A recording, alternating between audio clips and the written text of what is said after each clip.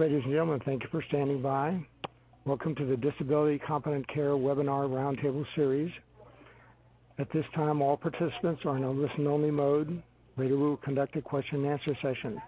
Should you require assistance on today's call, or if you would like to ask a question, please press star then 0.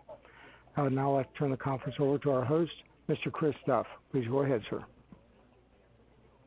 Hi, on behalf of the Lewin Group, I would like to welcome you all to the second 2014 Webinar Roundtable session on participant involvement.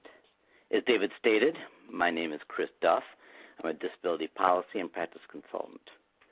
My colleagues and I are under contract with the Medicare and Medicaid Coordination Office at the Centers for Medicare and Medicaid Services to provide technical assistance to providers working with adults with disabilities. First of all, I'd like to introduce you to this platform for the presentation. If your slides are not advancing, push F5 on your computer keyboard. Also, please note the icons at the bottom of the screen.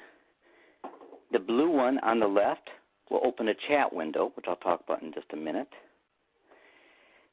The center icon is for technical questions. In particular, the CC icon is for closed captioning, and the green one pointed out on the right gives you access to the resources for this presentation. This series consists of 8 webinars. 4 will be presented in succession on Tuesdays in February.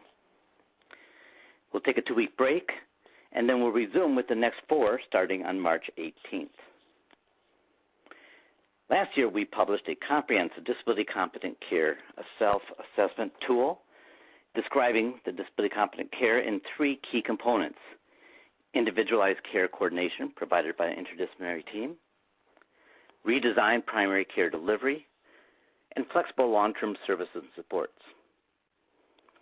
We followed this up with 9 webinars focusing on individual components of this model of care. All of the webinars are recorded and are available along with PDFs of the slides at the link at the bottom of the slide you see now. We would like to solicit your opinion on this series as well as past webinars and supplemental resources. Please take a minute at the end of this webinar to complete the survey. Our goal in this series is to be highly practical, using experts in each topic area with organizational examples or first-person stories to demonstrate key messages. The presentations will be about 20 minutes in length, allowing the remainder of time to explore questions or issues submitted by you.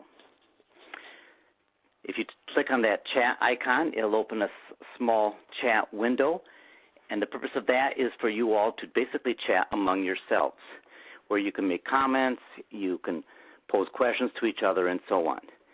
That chat box is being monitored, and any questions that are placed there will be forwarded in, for me to handle or send on to the speakers. You can also call in live on the phone to submit a question, and you'll be instructed on how to do that after our presentation. Beyond this chat feature, though, you can submit questions and comments anytime. We'll also be using instant polling to ask specific questions to help guide our presentation. To demonstrate this process, here's the first question.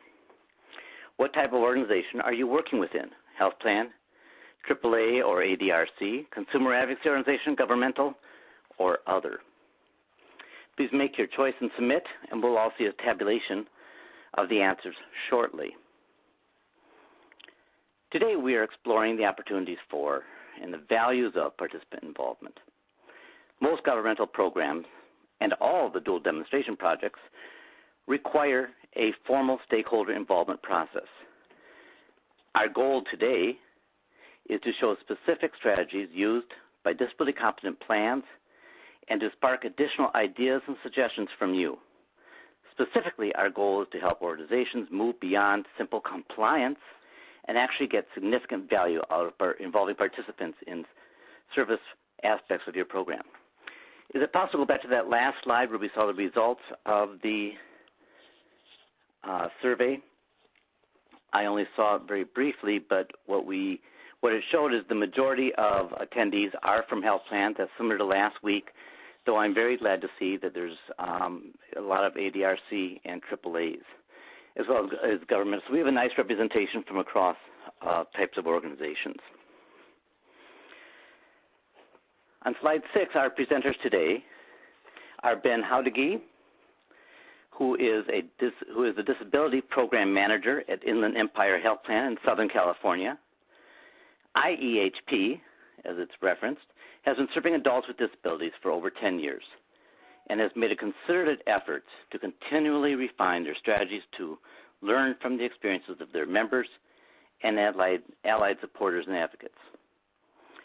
I will follow his presentation with 2 specific activities we employed in a dual demonstration project in Minnesota. And joining us as a discussant will be June Kales, who has been a disability policy consultant for 35 plus years, working with a variety of health facilities and managed care organizations as a trainer, writer, researcher, and policy analyst. Before turning the presentation over to them, I wanted to provide some context regarding the need for this training. A familiar refrain within the disability rights movement is nothing about us without us.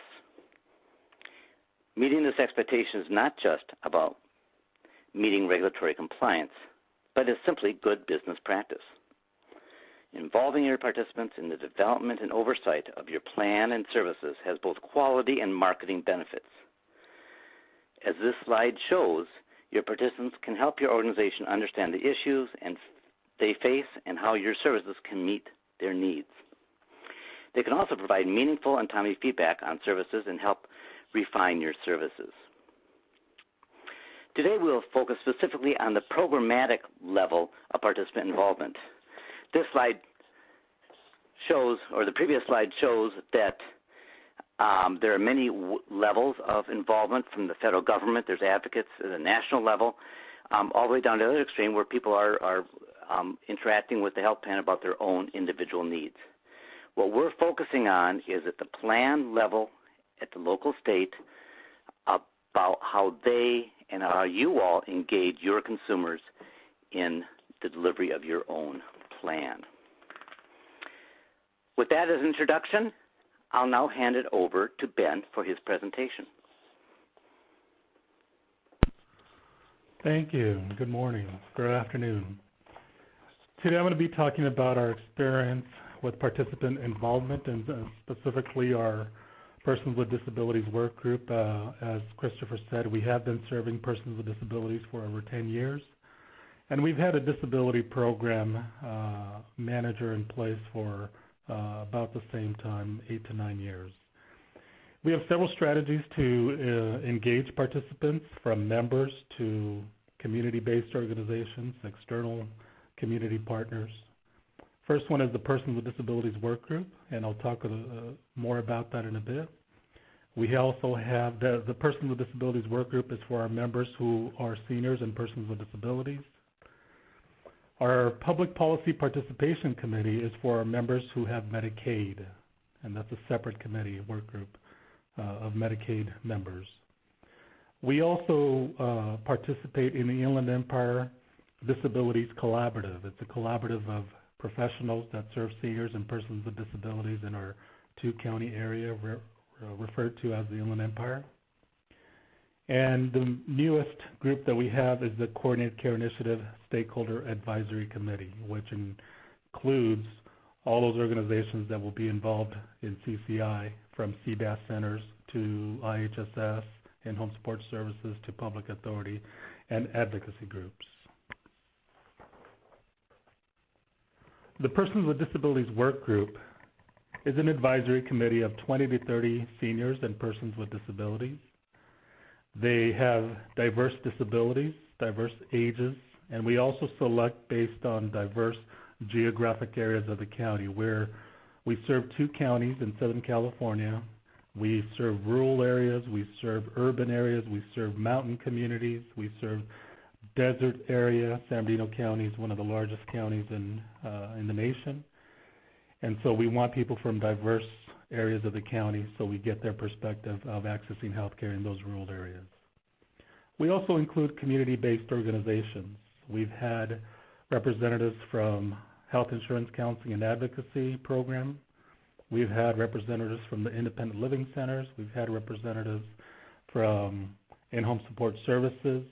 But more recently, we've narrowed it down to get at least one or two members from the local independent living centers. We've had the directors as part of these committees, or their advocates, their systems change advocates. And the meetings also include directors and managers from various departments here at the health plan. We have our Director of Member Services at the meetings, our Director of Pharmacy Department, managers from marketing, directors from case management, utilization management, someone from every department. We feel it's important that they be a part of this and listen to the input that we're receiving directly from our members. The only requirement for membership is that our members be with us with the health plan for at least 1 year.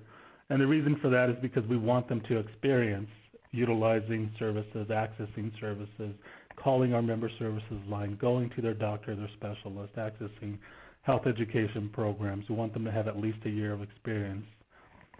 And we also ask that they provide meaningful feedback, and I'll talk a little bit more about the recruitment process in a bit. The selection process is we take applications throughout the year. This work group is, we talk about it in our newsletters. It's on our website. We mention it during welcome calls. We let all of our members know about this opportunity to participate in the work group.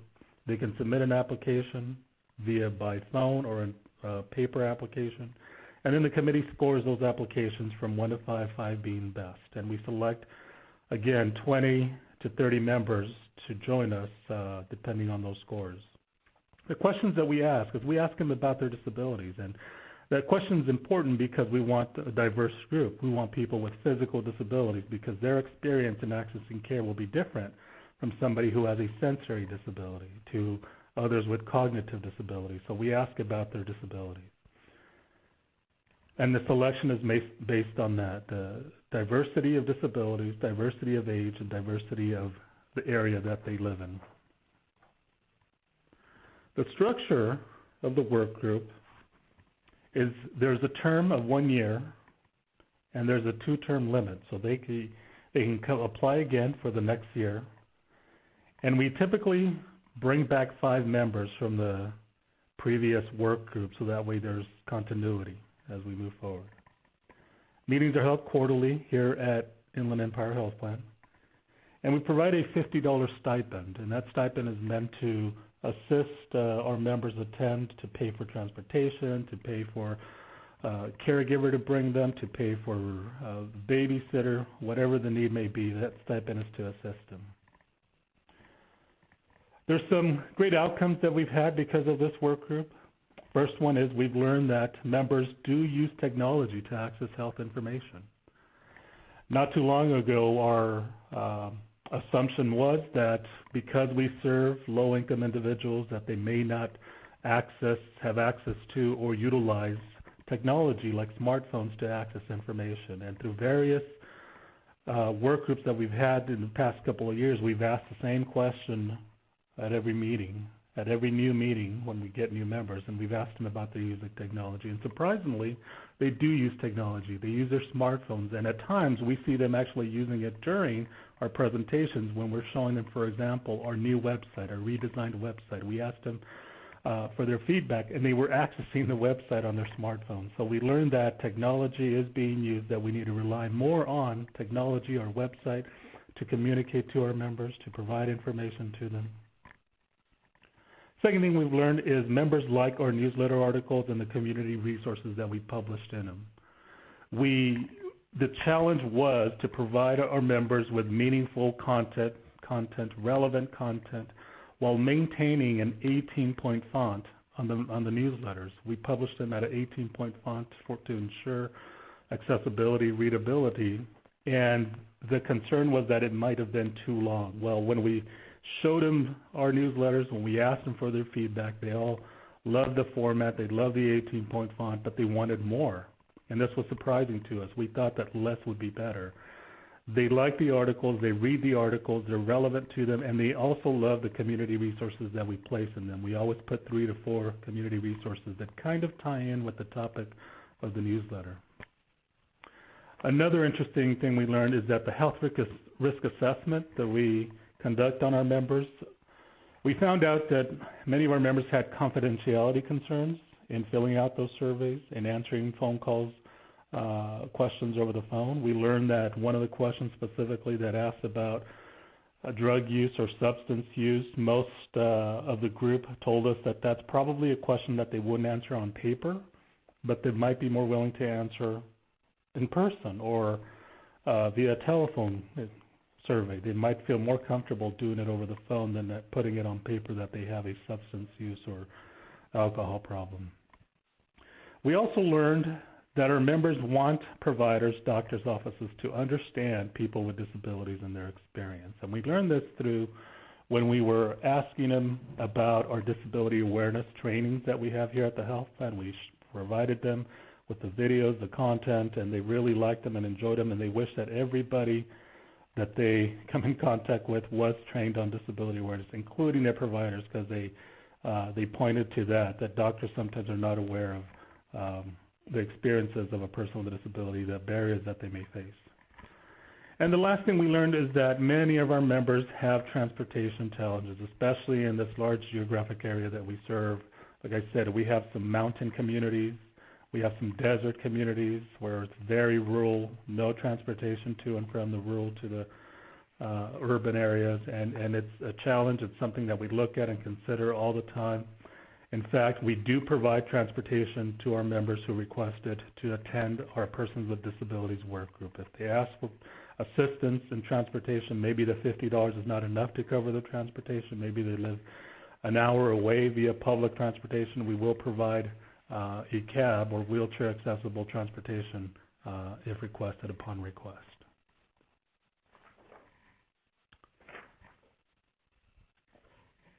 I think that's it for my slides. Great. Thank you, Ben. I appreciate it. One quick question from Lucy from the Tennessee Commission on Aging. Is the stipend you provided on a quarterly basis or an annual one? A quarterly basis. A quarterly basis. And one thing that we also learned is that folks, there was some folks that are concerned about accepting a $50 stipend that preferred grocery gift cards, and so we also offer that as an option. We'll provide them with a $50 grocery store gift card if they have a concern about accepting a $50 stipend. Thank you. What I really appreciate about your presentation is the debunking of the myth that many of us have had for years around people on Medicaid not being able to have access to technology. And I think what you're saying is they do. They may not have it in their own home, or they may not. Everyone may have a smartphone, but they do find ways to have access to technology, and we need to build that into our plan. So that was interesting to me. I'm going to talk about the member advisory work group that we had at Access Healthcare, which is part of the Minnesota Disability Health Options Program. We actually approached it in a very different way, and I'm going to explain to you about that. Neither way is right nor wrong. It's just different. Ours is far less formal. Our work group met monthly and was open to any participant who wanted to attend. Our staff informed the participants in the first month or two of their enrollment with us, and we generally had between 25 and 35 people attend each of the meetings. Of that number, about half were fairly regular attendees, and they often invited their personal attendant or primary caregiver to join them. I, as the CEO, moderated the meeting, and senior managers were expected to attend, as well as all new staff sometime during their first 6 months of employment. We thought it was important that they experience the work group. We dedicated the first half of the meeting, an entire hour, to an open mic format, where we talked about anything the participants desired. Sometimes complaints, sometimes compliments, and many suggestions. I was responsible for assessing what comments were unique to one participant versus a common experience. The unique ones I fairly quickly redirected to the participant I redirected the participants by asking them if I could have their care coordinator follow up with them after the meeting. If it was a more common experience, I used this as an opportunity to further understand their experiences and to begin to explore ways we could improve. I would follow up with these in our next management meeting. Great example is the person who talked of their neighbor being hurt while riding a van on the way to an appointment. In asking others if they had seen or experienced similar problems, several indicated that they had. As we drilled down further on this, we learned two things. One is our transportation providers had relatively sloppy procedures for tying down wheelchairs in their vans. And secondly, that many of the newer models of power wheelchairs that we were providing were incompatible with the conventional van tie-downs. They're both issues that we followed up with the providers on. The other strategy I wanted to talk about was that we employed what we refer to under the very professional title of How Are We Doing survey. And a copy of this was sent out with the slides, or a link to it was sent out with the slides for today's presentation. As you can see on it, there are 13 scoreable questions and 3 open-ended questions. Besides fairly traditional satisfaction questions, it gave us the opportunity to focus on some key quality indicators, such as access to their care coordinator and obtaining needed services, dental, transportation, and others. The survey was sent out to everyone 3 months after they joined the program, and if they didn't return it, we actually employed some people with disabilities who would call them and ask the questions over the phone. Through this process, we achieved consistently 95% completion. The individual concerns that were identified were forwarded to the team supervisor for follow-up, and a tabulation of all the surveys were shared with governance, leadership staff, the member advisory work group, and at quarterly all-staff meetings. This tool provided us with quick feedback and early identification of issues or problems. We used it to track key programmatic changes to see if they were being effective, such as the transition to the new Part D drug benefit that was initiated in 2006. Another example, one of our lowest scoring questions was, how often do you talk to your coordinator? Where the largest percent of response was that they didn't talk with their coordinator as much as they'd wanted. This was a hard one for us, and we often felt that our staffing was never going to be able to meet their expectations. What this led us to do was add a component to our initial assessment, where our staff was asked to talk with each participant about their expectations and need for ongoing contact. This would lead to a very productive and successful discussion, often identifying a time frame for ongoing contact. We then entered this information in our care management program software, and it triggered reminders for the coordinator at the identified times. So it gives you a sense of a couple strategies we used at Access. Now I'd like to send out, before I go to questions, I'd like to go ahead and push out the second question we have, which is, how does your organization involve participants? If you could check all that apply.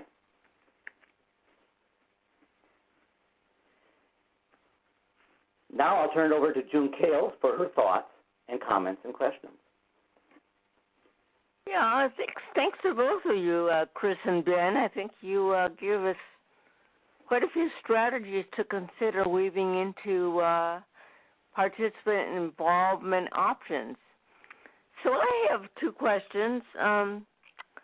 Ben, can you talk more about the benefit of why you include advocacy organizations like the Independent Living Center regularly in your disability work group? And Ben, can you tell us more about how you score those applications you talked about that are used for people applying to become a member of your work group? Sure. The purpose of the Persons with Disabilities Work Group is to help us to improve the delivery of healthcare services, to improve communication, and to improve access. So when we think about access, when we think about communication, when we think about healthcare services, we also think about community-based organizations and the value that they bring to our members. And so that was the reason why we included them, because we thought they could absolutely help us and add to the Persons with Disabilities work group. And one thing that I've found is that when members talk about individual issues, and the director of the local independent living center hears these things, they're able to translate that into, okay, this member's talking about physical accessibility, or this member's talking about the lack of accessible transportation in that part of the county. So they bring an understanding, they bring an awareness of the issues that people with disabilities may face in accessing health care. So they've been a valuable tool and a resource. The second part of your question was about how we rate the applications. Basically, we're looking for individuals that can bring something to the table, that can actively participate and help us to improve. That's the whole goal of the committee, help us improve our health plan, always looking for ways to improve the health plan. And so we ask them, what is your interest in serving in this committee? That's one of the questions on the application.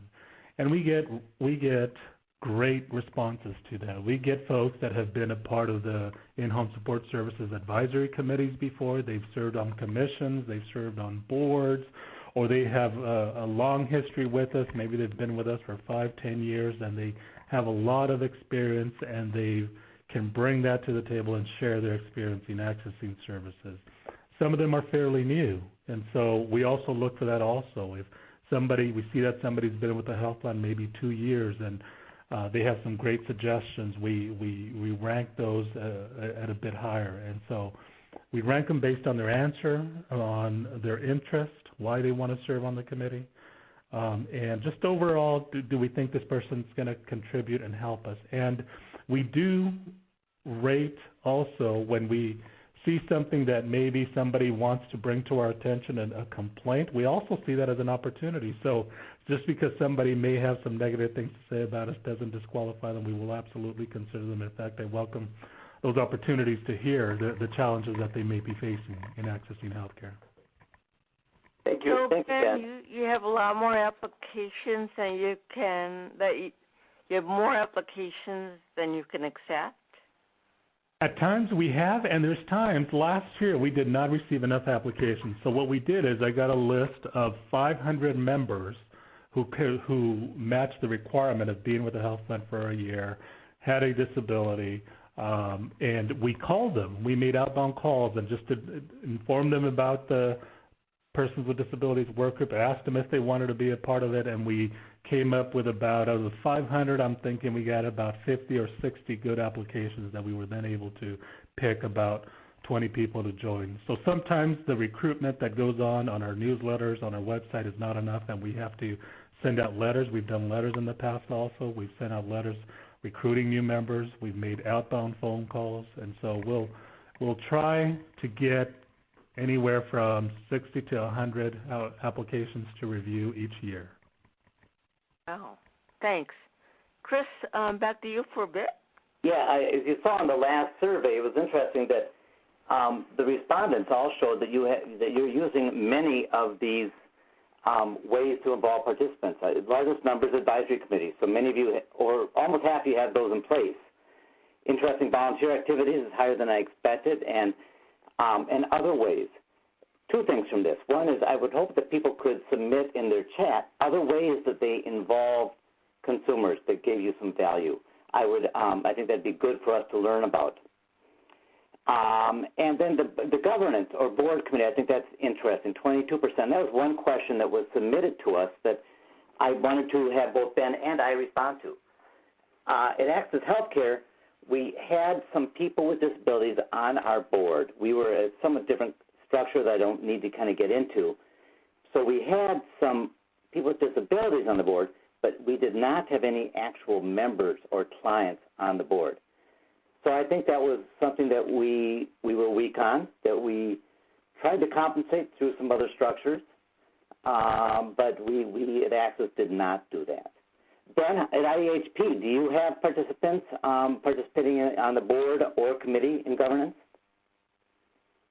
The Persons with Disabilities Work Group reports up to the Quality Management Committee, who's our chief medical officer is in charge of that committee, and then he again, responds to the board.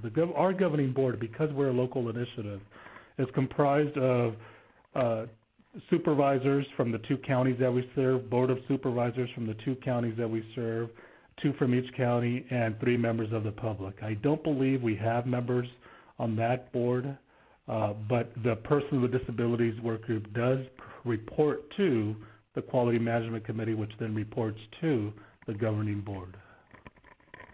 It's a really interesting question. I know it's a challenging question for many plans and organizations. Some states actually require a certain number of the plan's members actually be on their board of directors or board of governors. But I think it's something that we need to keep learning more about. And in a webinar I'm going to tell you about later on in today's presentation, perhaps we'll follow up on that a little further.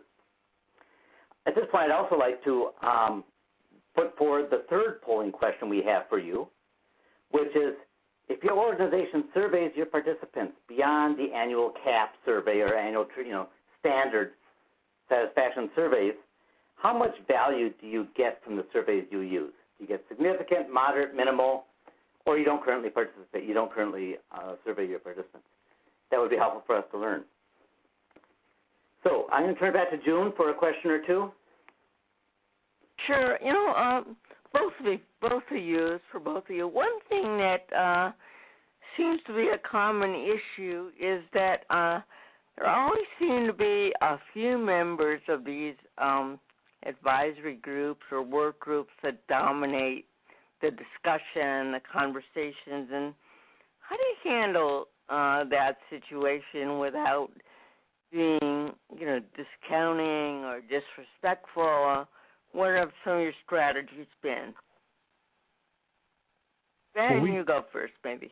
Sure. We have some guiding principles of the group that we go over at the first meeting of every year, where we talk about the purpose of the group, we talk about the goals, the outcomes we'd like to see, and we'd also talk about their participation. We encourage them to participate. That's why they're there. We welcome comments that maybe are not always positive, and that's fine. We welcome all of their comments.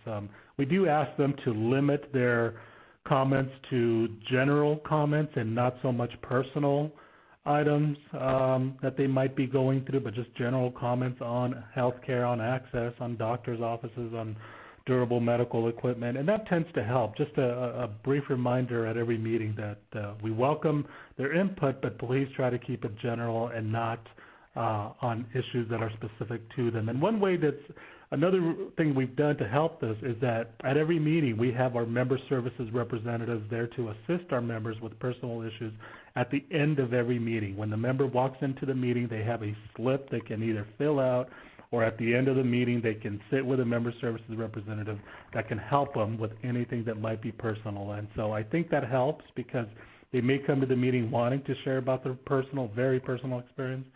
We have somebody there that can help them at the end of the meeting, which then helps them not to bring it up necessarily during the meeting. Interesting technique. Chris, anything you want to add? Yeah, I think, and Ben, I really like what you said. That's totally on the mark, and Lord knows we've all been on committees where there's 1 or 2 people who tend to dominate a lot. And so it's a source of frustration for both the organization as well as other committee members. From my perspective, Ben's strategies are absolutely the right strategies, and it really boils down to the skill of the person who's leading the meeting. The only other thing I would add to what Ben had to say is I would commonly say, Joe, we haven't heard from you yet. What do you have to say on this? Try to pull in other people, especially people who tend to be a little quieter. So by example, trying to redirect away from a person who's more dominating over to another person. I love the strategy of having a member services person in the meeting, followed right away, because that's also a really respectful way. It's a way of saying we really care what we have to say, but we also want to give other people an opportunity to participate. So I think that's great. One person asked us here, I noticed, Dana, about how are we defining disability? And June, why don't you take that one if you would? how are we defining disability? Well, I always can answer that classically by, we've got the definition of the ADA in terms of people with disabilities, and census says that represents 20% of the population, and then we have our states that have different definitions under our contracts that define disability, but I always like to look at it broadly. It's not only the protected class under our civil rights legislation like the ADA, but also the huge or the bigger group of people that just have access and functional needs that are indeed disabilities, whether they relate to the mobility or seeing or hearing or reading or learning or remembering and understanding. So I always like to think of the group broadly in terms of what we're doing here really being a benefit to a great many more people than may be defined by any of the variety of definitions that we're dealing with at the state or federal level. I don't know if that's what you were looking for, Chris, but I think that does get to it. The two things that keep coming to my mind on that is, first, how do people present themselves? Do they consider themselves disabled? That's first and foremost. Secondly, is the whole issue of we don't look, from our perspective in the model of care, it's not about the diagnosis or the medical condition a person has. We look at functional limitations and look at function.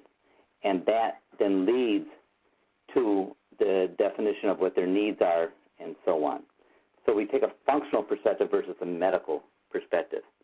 Chris, if I could just add to that comment, I think it is an important issue because there are probably many more people who don't identify as ever having a disability for a variety of reasons, but they will tell you they just don't walk too well, or they just don't hear too well, but they don't use the D word, and that's a whole other conversation, the D word being disability. The person who asked that question wants to know specifics, and I think Ben's just going to answer. How did you come up with those 500 names? How did you figure out of your members who were the ones with disabilities to know who to contact?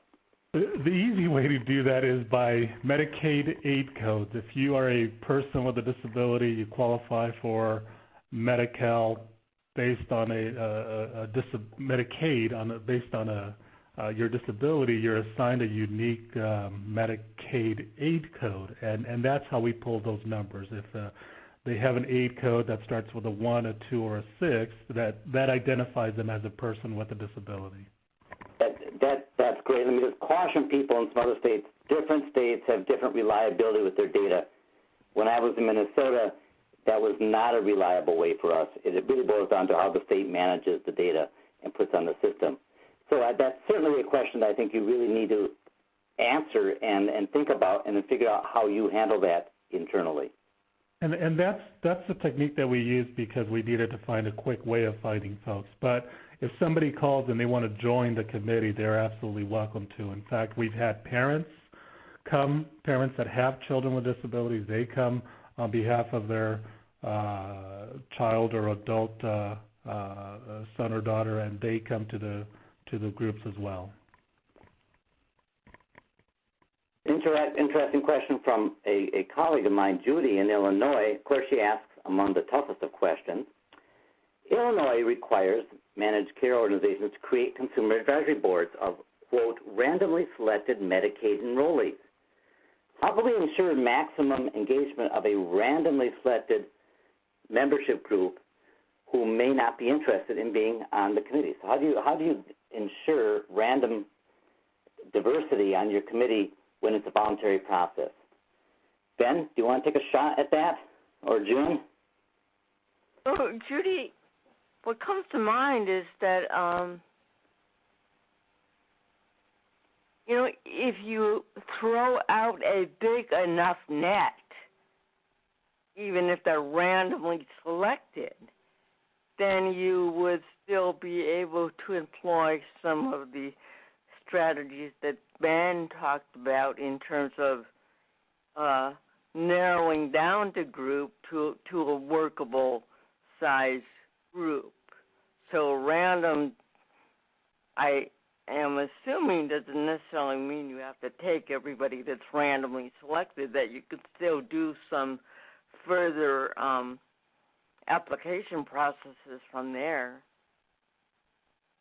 Several years ago, we used to accept just anybody who would call and want to express interest. We would sign them up, and they would be part of the work group. And we did find that we were getting folks signing up, but maybe not actively participating. And so that's why we moved towards having an application where people have to show more of an interest and really show interest in just being active participants. That's one of the requirements we ask for. Willingness to actively participate in discussions. And that's helped a lot to ensure that people are contributing at the work groups. So you mentioned in going through the applications you had, Ben, you mentioned that you tried to get geographic representation, you tried to get age representation. Did you try to get representation of different disabilities or persons with disabilities, or how did you handle, were there other criteria that you looked at in reviewing the applications? So first we looked at the response.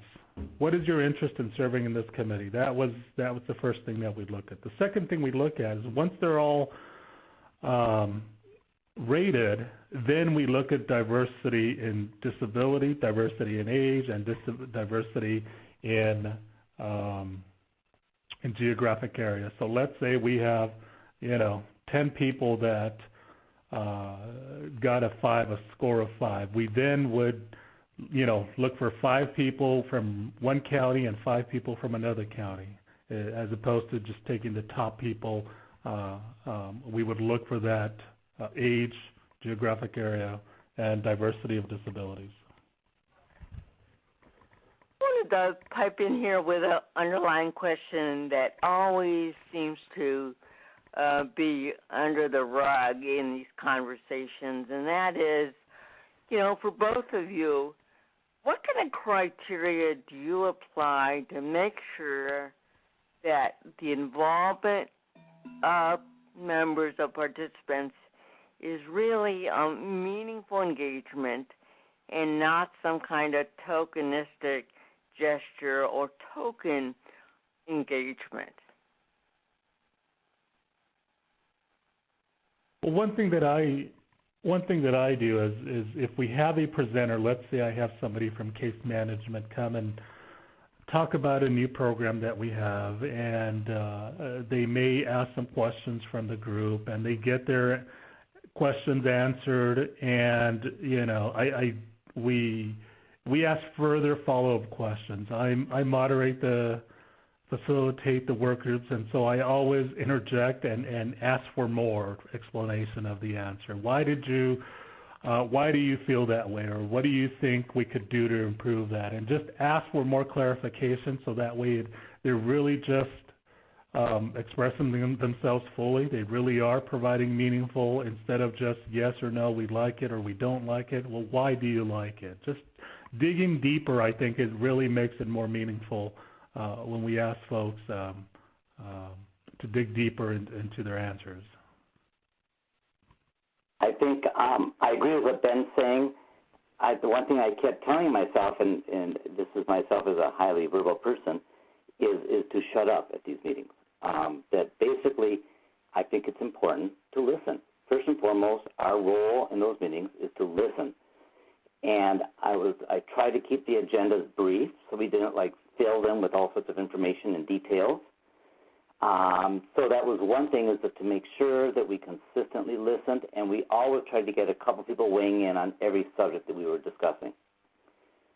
Another thing is we kept a log of issues that were brought up in one meeting, and we always reported back to the group what we did with it in subsequent meetings. Sometimes it was resolved in the next meeting. Sometimes our report was still working on it. This is the stuff we're trying, and we'll bring more information back to you when we have it together. So I think there's some accountability to the group for what they've brought to you, that we owe them some responsibility back with what we're doing with that information. So that's the other piece. But I think that's why you sometimes attendance is a problem, is they don't feel that they're being listened to or getting a lot of value out of it.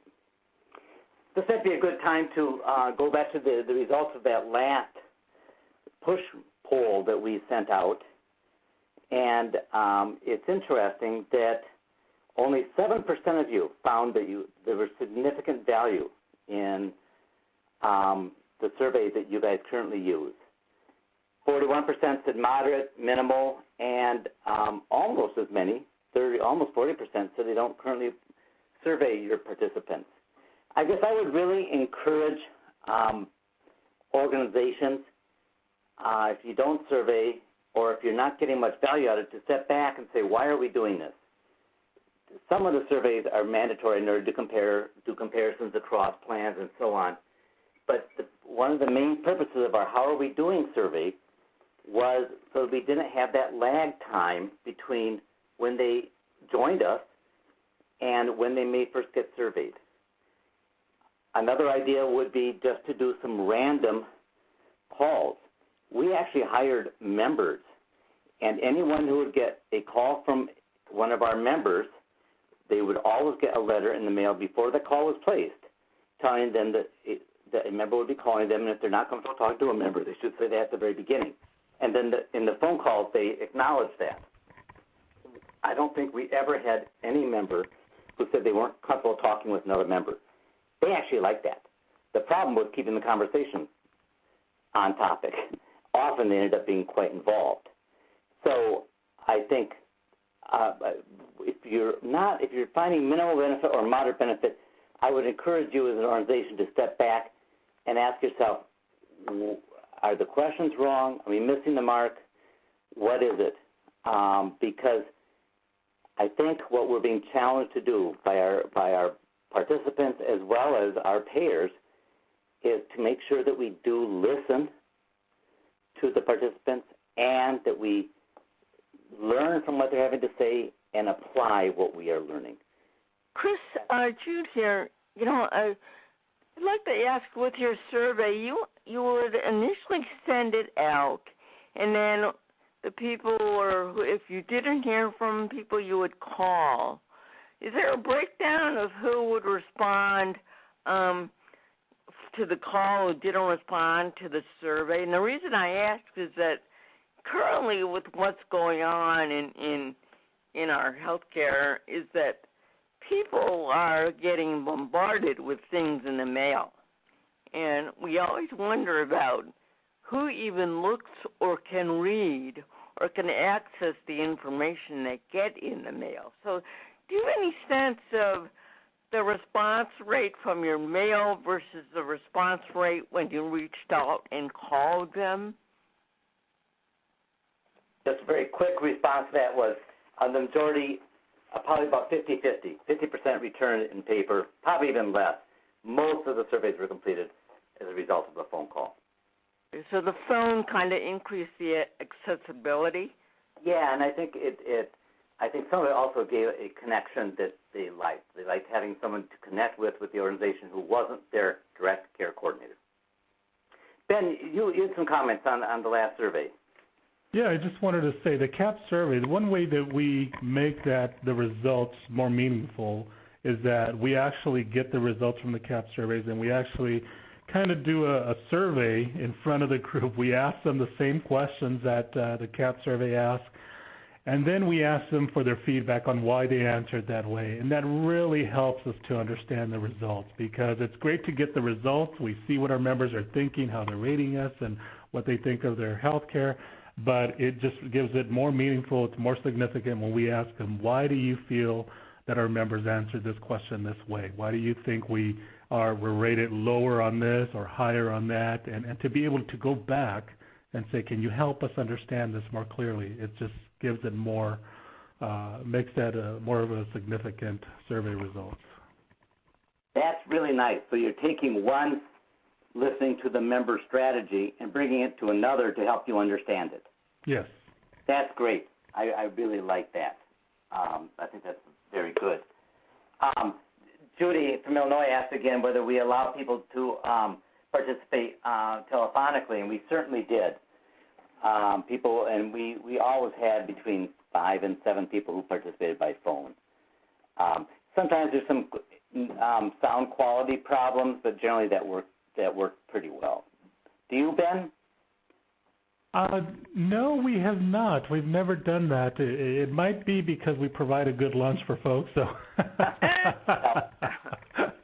there's an incentive. I believe they also like the interaction in person. They get to meet other folks and really just interact, and I think in person is more meaningful. And because we provide transportation, getting to the meeting is not a challenge where they have to call in, but we're definitely open to that if necessary. Great. Ben, can you talk about any other community activities that you or your staff participate in, and then how you get, and I'm thinking of community fairs or whatever, and how you get what you hear from these community activities back to your internal staff?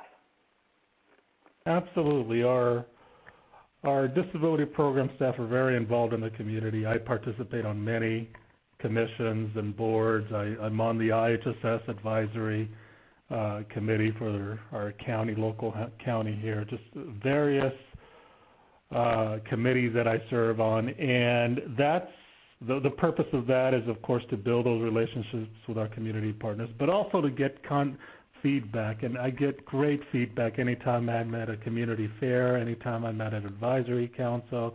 The topic of healthcare comes up, and they look to me for questions, concerns, comments, and it's a good opportunity to meet our members, to meet the community organizations that are serving our members or family members, and just get continuous feedback throughout the year on how we're doing or what's going on in their lives, and I bring that back and share it with internal work groups and committees, and always looking for ways to improve the health plan by taking that feedback from multiple sources, not just that member work group, but other work groups that I've mentioned. Inland Empire Disabilities Collaborative is a great place to get feedback from service providers, professionals in the field. The CCI Stakeholder Advisory Committee includes everybody who is a part of CCI, as I mentioned earlier, from CBAS Center to the IHSS to the Public Authority. All of these groups come and they're going to help us develop CCI. We've been meeting for a while now, and they're helping us to guide and to shape the CCI product, and it's been very valuable to get feedback from multiple sources. And Ben, I just want to translate the abbreviations for the non-Californians, so help me out. Sure. CBAS is Community-Based Adult Services. Formerly known as Adult Healthcare Centers, yes. Yes, and IHSS is the California Public Program for Personal Attendance or Personal Assistance. Correct. And CCI, Ben, is? The Coordinated Care Initiative that's bringing together Medicare-Medicaid benefits under one health plan. In California. In California. So I think we got all those abbreviations. Thanks. Sure. Thank you for that, and I wanted to acknowledge to people and apologize for not opening the phone lines. We had so many written questions that came in. We just stuck with that. And we have time for one more question, but while we're queuing that up, what I'd like to do is go towards the end of the PowerPoint presentation, go over some of the resources that are in slide, I believe, slide 19, resources and references. First is a brochure that was put together by Community Catalyst. It's a great brochure, and it highlights several mature disability competent plans and some strategies they have. And it addresses the issue from Judy, I believe, about board representation. So one plan does do that and talks a bit about that. So I encourage you to look at that. We have the How Are We Doing survey from Access, and then some material that was actually developed by one of our presenters, June Kales, on effectively including people. And I would encourage you to download those documents and look at them after this presentation and glean information from it. And then I also wanted to suggest that you look at slide 23 and talk a bit about Community Catalyst. Community Catalyst has a project going that's where they are funded. They're a Boston-based organization that is funded to work with a variety of local stakeholder groups in, I think it's 5 or 7 of the demonstration states. So they actually have work groups that get together. They have regular phone calls. They have various meetings. And they are actually, they have a great website and have some materials I would encourage you to look at. But they're actually doing a webinar on this very subject in about a month. Well, 2 months, in April. So I encourage you to look forward to that. If you go to their website, that's at the bottom of the slide, I'm sure it'll give a link to obtaining information about that. I participate in several of their webinars and or attended several of them, and they do a great job. So I wanted to give a shout out to them. So do we have one last question from June or anyone else?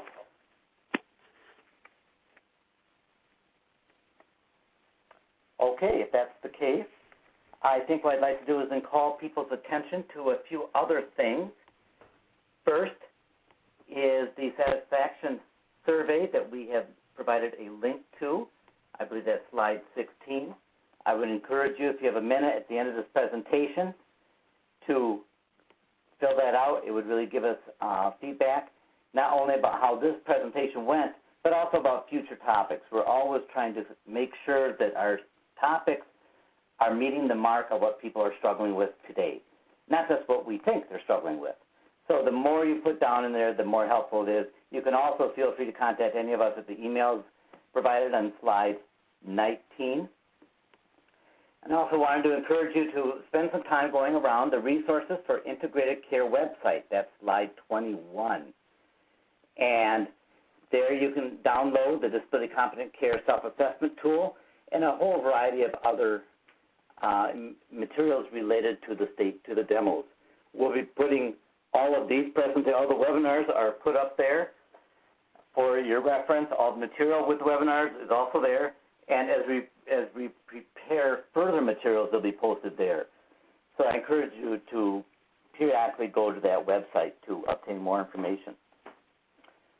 So with that, I wanted to remind everyone that next week we have a webinar on wheelchair. I'm trying to get the exact title here, just 1 second, on mobility, seating assessments, and equipment procurement. People in these duals demonstrations, the plans are now being expected to assume responsibility for sometimes simple, sometimes complex mobility and seating needs. And so we've engaged a person who is really a national expert and has developed a lot of the assessment tools to present next week on what do you need to think about and why is it important for people with disabilities to have the best equipment. And so we'll be talking about both the assessment process as well as procurement. And then the fourth webinar in this first 4 series was going to be on wheelchair training. So it's not just getting the right equipment, but it's also training people in how to use their equipment and charge at night, that kind of thing. But also maintenance. What are some good maintenance standards for electric wheelchairs, power chairs? And thirdly, issues related to repairs. Many people with disabilities rely on their wheelchairs just to function in life. So if the chair is down for a couple of days, there needs to be an alternative available. So how do you work that out? It's not as easy just getting a loaner, because many of these wheelchairs are specially equipped to meet the positioning needs of the individual. So we'll be discussing some alternatives along those lines.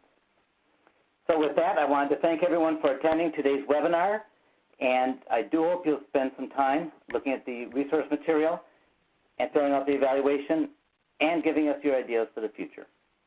Thank you very much.